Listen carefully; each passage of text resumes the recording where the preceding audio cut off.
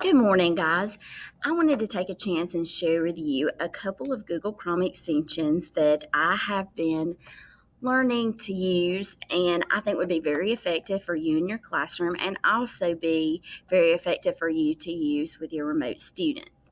First off, I want to show you one. It is already on your device. It is right here. It's called Screencastify, and that's what I'm using in order to make this video for you today. I have gone ahead and purchased the full, like the subscription for it. It's only $29 for the year for a teacher. The reason that I did that is because if you use the free version, you only get 5-minute videos. And last night I did start doing this and tried to, and it would cut me off every time. So you might not be long winded like me and be able to use the free version, but I did end up going ahead and purchasing it. So now I'm going to move on to what I wanted to show you. The other extension that you guys need to get, and this is the main one that I'm making this presentation about. So if you'll just go and type in to go to your Google Chrome extension store, and then when you get in there and go to extensions, you're going to type in Cami. I already have this extension added into my Chrome, but for you, if you don't have it, it's going to say add to Chrome. And if you will just click on that, then follow through and allow it to have access to your drive and so forth, then you're going to have it at that point in time. For this particular video, I'm going to demonstrate more of the language arts side of it, and I'm going to make a separate one for the math.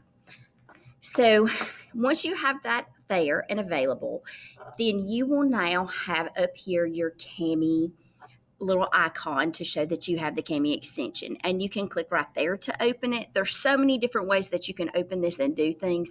So after watching this, anybody that wants to come and ask me questions, feel free to come and ask questions and I can show you a little bit more. I don't want to make this video way too long.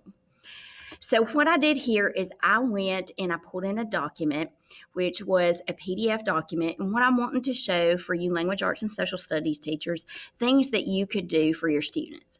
One, this could be used with, you could go and create a document yourself. Like if you're wanting to teach your students how to annotate, you could go and annotate a document and then send it to them so that they would be able to see what you mean by that. So I'm going to show you some of the tools that you have here as options. You can go and play with this toolbar. I'm not going to go through every little thing that's on here. My purpose of this is to show you language arts or history. So here I have a highlighter. So let's just say that I wanted to go and highlight this particular sentence right here. Okay. And now I have it marked.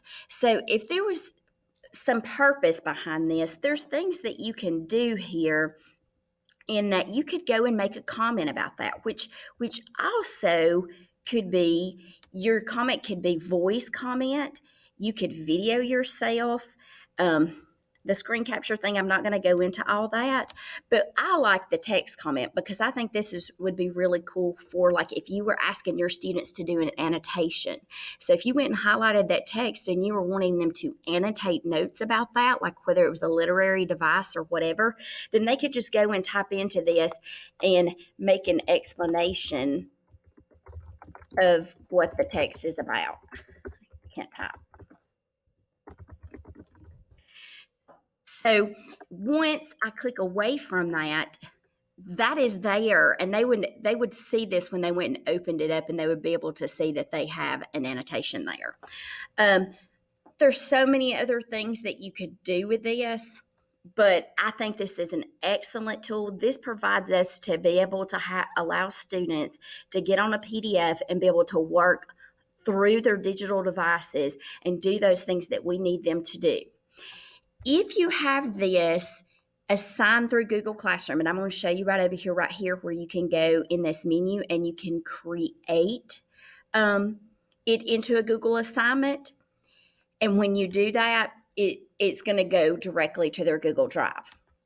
I want to show you something else real quick because I didn't think to have this tab open because this is really important too, that if you were in your Google Classroom and you want to make an assignment directly in that classroom,